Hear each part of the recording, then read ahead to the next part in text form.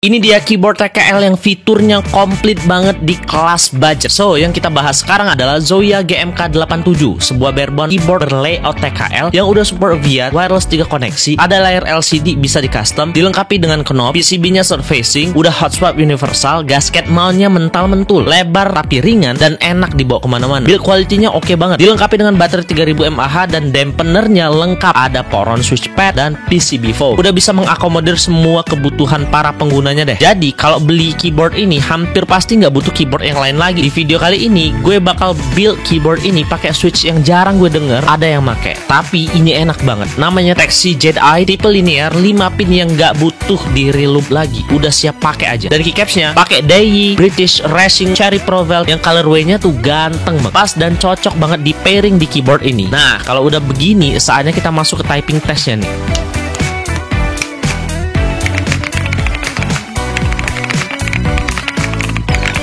Gimana menurut lo semua?